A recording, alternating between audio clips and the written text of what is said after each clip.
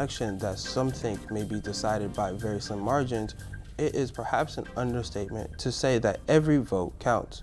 One group whose vote is actively sought by both major parties is college students. I recently took the time to find out a little more about how important this election is to students at Southeastern and what the university is doing to encourage students' participation in the democratic process. When I decided it was time to pass the torch to the next generation, I knew who I wanted to replace me. I endorsed Kamala immediately. We are ready for a new and optimistic generation of leadership. It's a hell of a shot, but I'm a fast healer. Yeah, pretty much recovered. This presidential election has been very eventful, and with the voting deadline being right around the corner, we wonder if college students plan on voting. So we asked the students themselves, is it important for them to vote in this upcoming election? For sure, literally for sure. Like, honestly, if the young vote is so powerful, the young black vote is so powerful. If everybody could register to vote to like state their opinion, I feel like the U.S. can actually like push forward. You know what I'm trying to say? Because there's so many people that are scared to vote or like think that their vote don't matter, but like it really does. It's how much population-wise. You know what I'm trying to say? Oh yes, definitely. Like if you want change to happen, vote. Like no matter if it's just a local election or just a presidential election, just vote. Even if the candidates are like not in your taste, at least vote for which one that best represent you and your concerns. Oh, 100%. I think everybody should register and everybody should vote. No matter who you're voting for. It doesn't matter. I don't care about who you're voting for, but it matters just to get your opinion out there and be able to voice your opinion.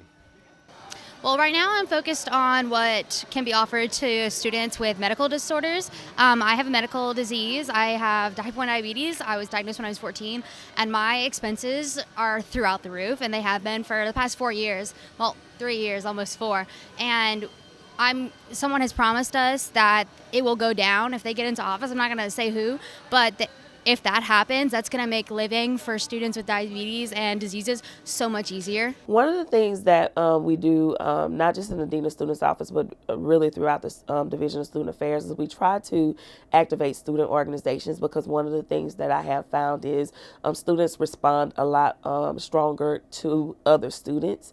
And so we've been speaking with organizations like our student leaders on campus, Greek Life, Student Government Association, those student leaders to say, you know, number one, what initiatives do you have? What support do you need? And just making sure, if nothing else, that those organizations and leaders are really getting the word out to the student body about the importance of voting. We do have some organizations that have hosted a few voter registration drives. We do have Student Government Association that has partnered with our counseling center to talk about things like voter anxiety that a lot of people don't even think about. Election season does kind of create a very anxious environment for many people, because there are differences of opinion and those types of things. And so walking students through that, making sure they know that they have support to kind of navigate the voting process. So those are some of the things that we've done. And the student voter turnout has been rising each presidential election. According to the U.S. Census Bureau, between the 2016 election and the 2020 election, there was an increase from 59% to 66%, with this trend of 18 to 21-year-old voters coming to the polls. So I would say when it comes to the most active, because we have, you know, close to 100 student orgs. And so, of course, with that structure, you will have student groups and organizations that do have specific interest areas. But the one organization that kind of can give the student a full view of just politics and kind of how government works is the Student Government Association.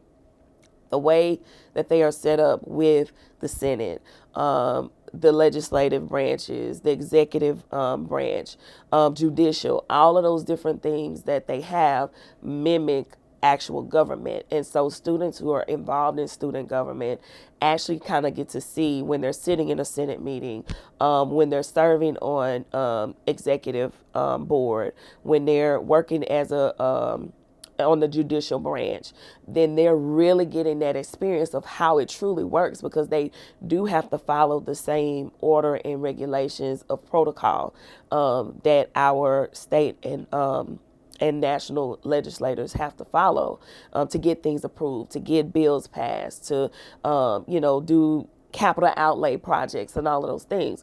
And so student government is really a great opportunity if a student has any interest to go into governmental affairs or to do anything with state or federal government. That's a great opportunity to kind of get that hands-on experience. It is extremely important that students truly take this opportunity seriously, truly take their rights to vote seriously. We can go back to our history. There are people who fought, who died, who sacrificed so that there's equality in voting and that all had a right and had a voice to vote.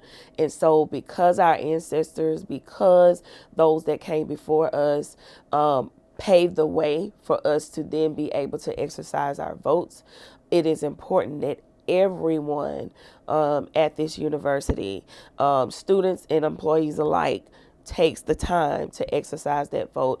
And this is not a conversation about whether you're Democrat or Republican or if you vote for this person or that person or you believe in this or that. This is a conversation about using the right that you have as a citizen of this country to exercise your vote. And so one thing that we can't do is complain about the world we live in and the country that we live in if we're not willing to do the work to make our voice be heard. And so I would encourage every student, take the time to go to the poll and vote so that you can exercise your right. Here with us in the studio is Dr. Kurt Corbello, Associate Professor of Political Science here at Southeastern. Dr. Corbello, thank you for joining us today. Emmbre, good to see you. Good to join you. So according to the U.S. Census Bureau, between the 2016 election and the 2020 election, there was an increase of college students voters from 59% to 66%. With your expertise, do you think that this trend will continue in the upcoming election? I think the controversial nature of this election is probably going to draw a lot of voters, including young voters. And there are a number of factors that influence turnout across all age groups, and that's one of them, whether or not it's a controversial election. And that depends on, the economics, not just the politics of things, the candidates themselves, how controversial they might be. And also the degree to which voters of any age group believe that those candidates speak to them about the issues that are of concern to them. I think that you're going to see a continual pattern here where relatively higher levels of turnout for the college age group this time around, as you saw at least up to 2020. Now, when you're looking at the graphs that show changes over time, there will probably be moments in which you have drops in turnout among these age groups, but particularly the younger group. So for example, in 1996 and 2000, no more than about 1/3 of college-age voters turned out to vote. That was after a period in which voter turnout among that group was a bit higher, even closer to 50%. But in this day and age, I think for this election, I think you'll see a continuation of the relatively higher rate of turnout that you saw in 2020. Okay. And with this presidential election coming to a close, what policies do you believe should be the most important to college students? I would not desire to speak for college students, so I'm only speaking for myself. That all of the issues that are relevant to even older cohorts of voters should be relevant to the younger age group. Because after all, you're trying to, once you get out of college, and some of these voting age voters are in their 30s, if you're looking at that group from 18 to 34, they want to be able to pursue their dreams. In many cases, it might be to develop a family, get married, have kids, and buy a home, and that requires being able to afford it. So all of the economic issues that are of concern for older voters in those different cohorts are also really important to younger voters, even the ones 18 to 20. When you look down the road, since I'm approaching retirement at some point, haven't set a date, but I'm approaching that point. I'm looking at the issue of retirement a lot differently than I did when I was perhaps your age. I wasn't thinking about it.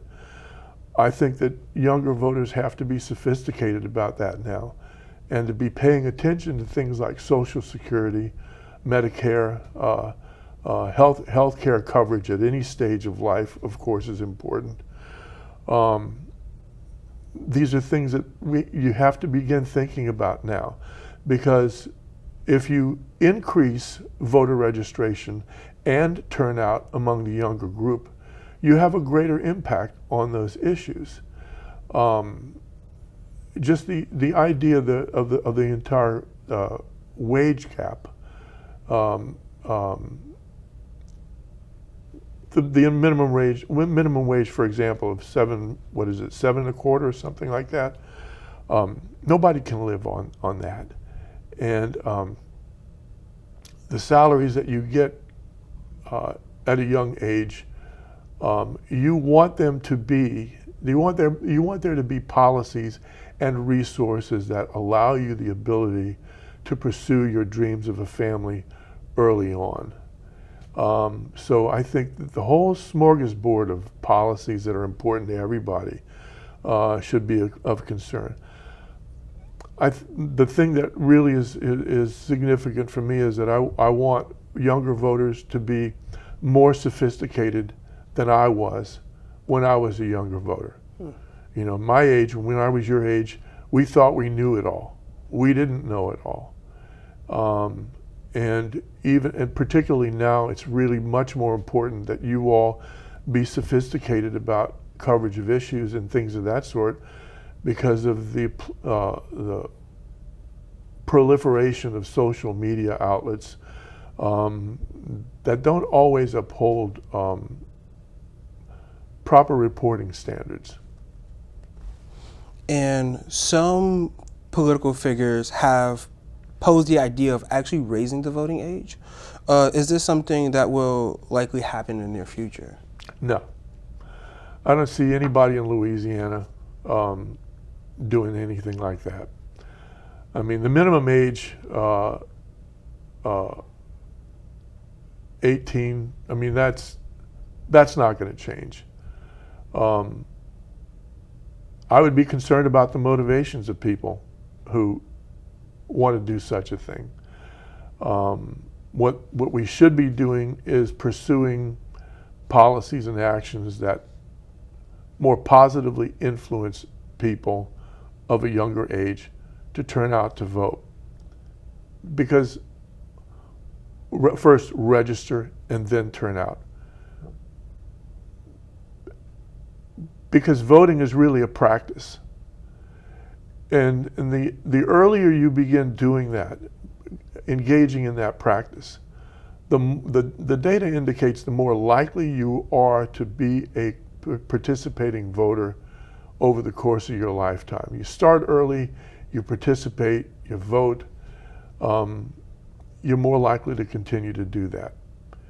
If you don't engage in the practice, you're probably not going to be turning out to vote when you're 50.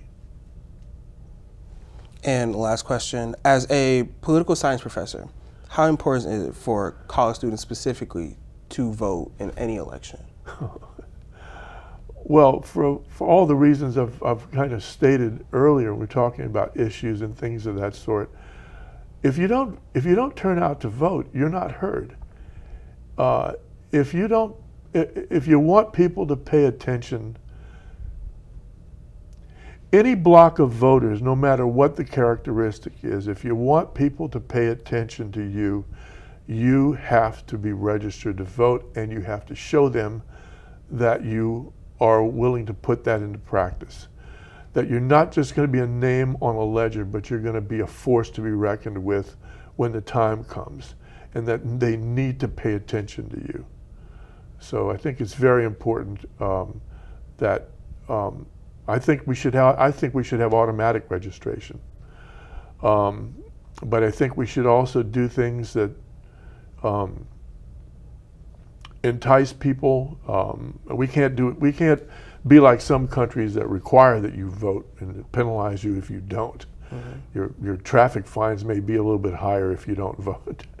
We can't do something like that. But there are enticements culturally that we can engage in to get people who are registered to vote, get them to register, and also get them to vote. And that's when people will start listening to you. But there are also other methods of political action that you can take. It's political behavior. It covers a wide swath of things that we can do, including engaging in, participating in groups that are pushing policy initiatives and things of that sort. Go to the state legislature. Go to your council meeting, your parish council meetings. When an issue comes up, sit in and watch those and see what happens. It's an amazing thing when you just go there and watch what is going on and listen to people speak. And you will see people who are not politicians, especially in the legislature, going into committee meetings and pushing for things that they want to see happen. And it's amazing when you see that happening. And I think, that's something that college-age students can do just as well as anybody else can. Thank you, Dr. Corbello. You're welcome. And we'll be right back.